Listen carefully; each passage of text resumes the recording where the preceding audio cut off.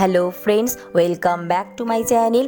আমার সব বন্ধুদের ধনতেরাস এবং শুভ দীপাবলির অনেক অনেক শুভেচ্ছা অভিনন্দন জানিয়ে আমি আমার ভিডিওটি স্টার্ট করছি। আজ আমি তোমাদের সাথে শেয়ার করব খুব সহজ সরল পদ্ধতিতে ধনতেরাস পূজাবিধি। তো চলো ভিডিওটি স্টার্ট করি, আশা করি তোমাদের নিশ্চয়ই খুব ভালো লাগবে। তো স্নান করে শুদ্ধ বস্ত্রে চলে এসেছি ঠাকুরঘরে, আর ঠাকুরঘর খুব ভালো করে পরিষ্কার করে মুছে নিয়েছি। আর ধনতেরাসের দিন আমরা সকালবেলায় ঠাকুরঘর এবং বাড়িঘর পুরো পরিষ্কার করে মুছে নেব। ধনতেরাসের শুভ সময় বা সন্ধ্যাবেলা আমরা ঠাকুরঘর বা ঘর বাড়ি পরিষ্কার করব না। আর সবার প্রথম আমি এখন গণেশ ঠাকুরের পুজো করে নিচ্ছি। লাল চন্দন এবং সিঁদুরের তিলক গণেশ ঠাকুরকে পরিয়ে দিয়েছে। সিঁদুরের তিলকের উপরে আতপ চাল দিয়ে দিয়েছি। লাল চন্দন সহযোগে দূর্বা ভগবান গণেশ ঠাকুরকে অর্পণ করলাম এবং লাল চন্দন সহযোগে লাল ফুল ভগবান গণেশ ঠাকুরের চরণে অর্পণ করলাম। ওম গাং গণেশায় নমঃ, ওম সিদ্ধিদাতায় নমঃ। চন্দন সহযোগে পইতে ভগবানকে অর্পণ করলাম। তো সবার প্রথম গণেশ ঠাকুরের পুজো করে নিয়ে পুজোর জায়গায় আমি আগেই গঙ্গা জল ছিটিয়ে নিয়েছি। আর এখন পুজোর জায়গায় একটি কাঠের জলচৌকি পেতে দিয়েছি। আর কাঠের জলচৌকিটা এমনভাবেই রাখতে হবে ঠাকুর ঘর কিংবা ঘরের অন্যান্য পরিষ্কার জায়গায়, যাতে আমরা পুজোর পরে কাঠের জলচৌকিতে চারিপাশে আমরা পরিক্রমা করতে পারি। এরকম ঠাকুরঘর বরাবর মাঝখানে আমি কাঠের জলচৌকি পেতে দিয়েছি, আর তাতে সিঁদুরের ফোঁটা দিলাম আর লাল একটি আসন পেতে দিলাম। লাল আসনে পেতে আমি আসনে গঙ্গা জল ছিটিয়ে নিলাম।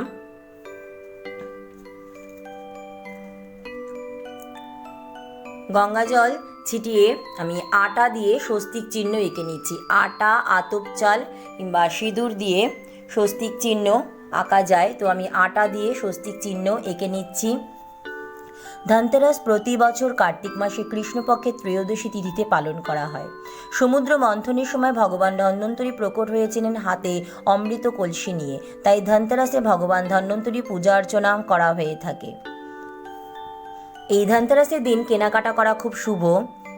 ধনতেরাসের দিন মা লক্ষ্মী সহ গণেশ ঠাকুর, ভগবান ধন্বন্তরী এবং কুবের ভগবানেরও পূজা অর্চনা করা হয়ে থাকে এবং বাড়িতে দুর্ঘটনা এবং অকাল মৃত্যুর হাত থেকে রক্ষা পাওয়ার জন্য যমরাজের পূজা অর্চনা করারও রীতি রয়েছে।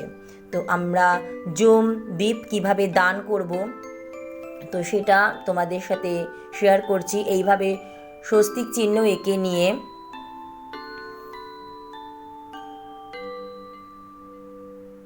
আমি এরকম 4টে ফোঁটা দিয়ে দিলাম আটা দিয়ে।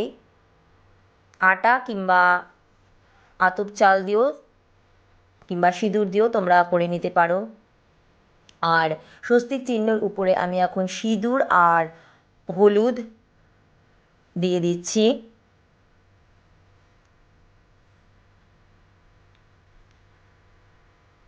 এই ধনতেরাসের দিন 13টা প্রদীপ জ্বালানোর রীতি রয়েছে।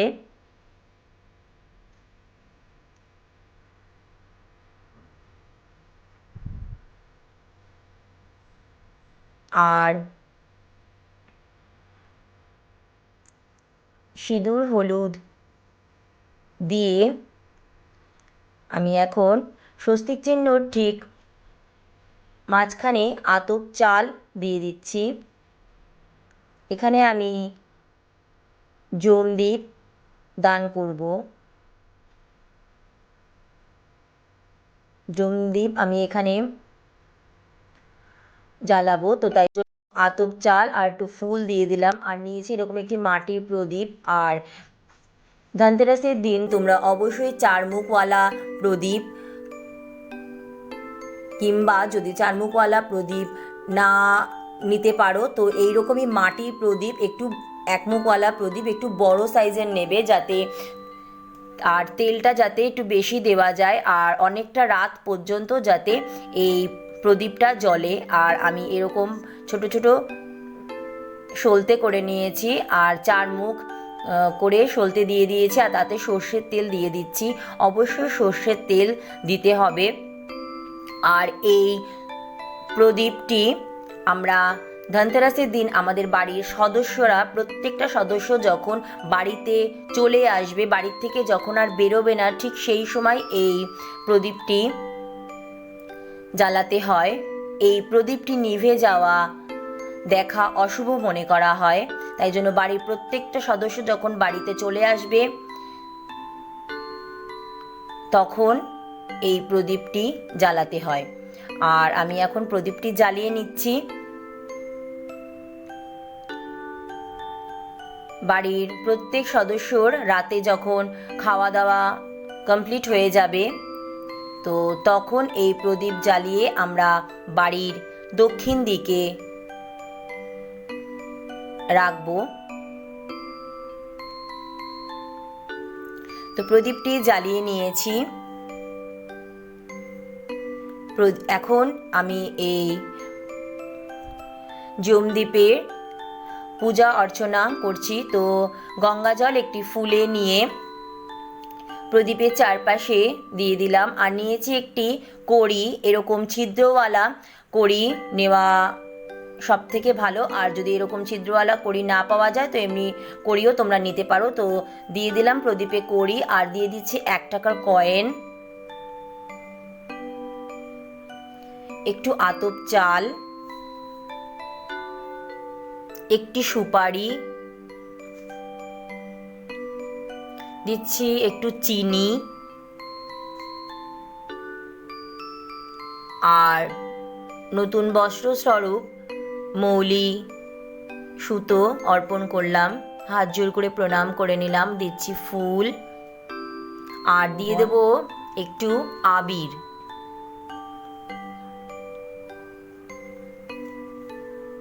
এইভাবে যমদ্বীপের পুজো করে নিয়ে একটু আতপ চাল নিলাম, আর তাতে একটু ফুল দিয়ে আমার কাছে মা লক্ষ্মী এবং কুবের ভগবানের এরকম কয়েন বা এরকম যন্ত্র আছে কার্ডে, তো আমি তার পুজো আরাধনা করে নিচ্ছি। সিঁদুরের তিলক পরিয়ে দিলাম, চন্দনের তিলক পরিয়ে দিচ্ছি, আর চন্দন সহযোগে ফুল অর্পণ করলাম। শ্রীং লক্ষ্মী দেব্যয় নমঃ, রিং কুবেরায় নমঃ। ধনতেরাসের দিন আমরা যে সোনা বা রূপো ক্রয় করব, তো সেটা আমরা বা যা আমরা ক্রয় করব, তো সেটা এরকম ভগবান কুবের দেব এবং মা লক্ষ্মীর সামনে রাখবো। তাতে সিঁদুর আর হলুদের ফোঁটা দিয়ে দিচ্ছি, আর একটু ফুল দিয়ে দেব। তো আমরা সোনা রূপো বা আমাদের প্রয়োজনীয় যা জিনিস কিনবো এরকম ভগবানের সামনে অর্পণ করব। আর আমরা যদি কিছু না ক্রয় করি, অন্তত পক্ষে 5টা কড়ি কিংবা 5টা পদ্ম বীজ আমরা অবশ্যই ক্রয় করব। ধনতেরাসের দিন ক্রয় করা শুভ মনে করা হয়। আর ভগবানের সামনে দক্ষিণা দিয়ে দিলাম। বাড়ির প্রত্যেকটা সদস্যই দক্ষিণা দেবে, তো দক্ষিণা এইভাবে সাজিয়ে দিলাম, আর ভোগ নিবেদন করে দিলাম। ধনতেরাসের দিন খই এবং বাতাসা ভোগ নিবেদন করা অনেক শুভ বলে মনে করা হয়। তো আমি খই, বাতাসা, লাড্ডু, জল ভোগ নিবেদন করলাম। অঞ্জলি দিয়ে নিচ্ছি, হাত জোর করে প্রণাম করে নিলাম।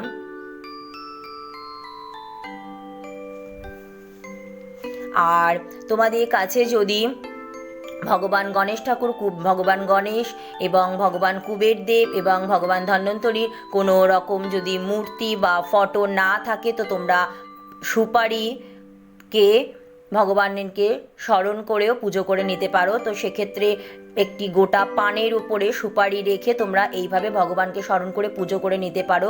তো সেক্ষেত্রে কুবের ভগবান, ধন্বন্তরী ভগবান এবং ভগবান গণেশ ঠাকুরকে আলাদা আলাদা পানে আলাদা আলাদা সুপারি রেখে তোমরা ভগবানকে স্মরণ করেও পুজো করে নিতে পারো। একটি পাত্রে আতপ চাল আর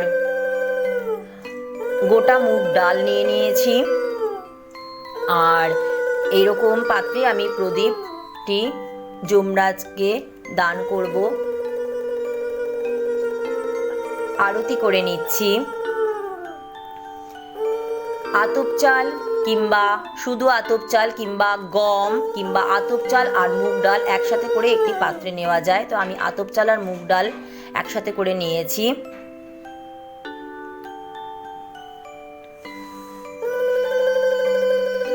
আর এই দিন 13টা প্রদীপ জ্বালানো ভীষণ শুভ মনে করা হয়, আর 13টা প্রদীপই জ্বালাতে হয়। আমি যেহেতু একটি ডেমো ভিডিও করছি আজকে, তো আমার কাছে এখন 13টা প্রদীপ নেই, আমি যে কটা প্রদীপ আছে তোমাদের দিয়ে দেখিয়ে দিলাম। যমরাজের যে দ্বীপ আমি জ্বালালাম সেটা নিয়ে টোটাল 13টা প্রদীপ জ্বালাতে হয়। আরতি করে নিয়ে হাত জোড় করে প্রণাম করে নিলাম। আর এই যে আমি একটি পাত্রে আতপ চাল আর মুগ ডাল একসাথে করে রেখেছি, সেখানে এখন আমি যে জমদ্বীপ আমি জ্বালিয়েছি সেটা নিয়ে নিলাম। আর বাড়ির মেন গেটে আমি দক্ষিণ দিকে এই প্রদীপটি রাখবো, আর সারা রাত রেখে দিতে হবে। আর যে দক্ষিণা নিবেদন করেছি আমরা বাড়ির প্রত্যেকটা সদস্যই যে দক্ষিণা নিবেদন করেছি সেই দক্ষিণাও দিয়ে রাখবো। আর পরদিন সকালবেলা এই থালা ঘরে নিয়ে আসবো। তো এরকম বাড়ির মেন গেটে দক্ষিণ দিকে আমি প্রদীপটি রাখলাম। আর এটা খেয়াল রাখতে হবে এই প্রদীপ বাড়ির মেন গেটে দেওয়ার পরে বাড়ির থেকে যাতে আর কেউ না বেরোয়। তো আমি হাত জোড় করে প্রণাম করে নিলাম, এবং পরদিন সকালবেলা এরকম প্রদীপ থেকে কড়ি, 1 টাকার কয়েন, সুপারি তুলে নেব। আর এই কড়ি আমরা লাল একটি কাপড়ে মুড়ে আমাদের লকারে কিংবা ঠাকুরের ঘরে যে কোনো জায়গায় রেখে দেব। আর 1 টাকার কয়েনও সেই একই লাল কাপড়ে মুড়ে রাখতে পারি। আর এই কড়ি আমরা সামনের বছরও ব্যবহার করতে পারি। আর এই যে দক্ষিণা আমরা নিবেদন করেছি আর যে চাল ডাল নিবেদন করেছি, তো সেটা আমরা কোনো দরিদ্র মানুষকে দান করে দেব। আর এই ধনতেরাসের দিন সোনা রূপো কিংবা তামার কোনো বাসন কেনা খুব শুভ মনে করা হয়। আর পিতলের জিনিসও তোমরা কিনতে পারো, কিন্তু এই ধনতেরাসের দিন লোহার জিনিস, কাচের জিনিস, স্টিলের কোনো বাসন, ধারালো কোনো বস্তু কেনা একদম অশুভ মনে করা হয়। অনেক অনেক ধন্যবাদ।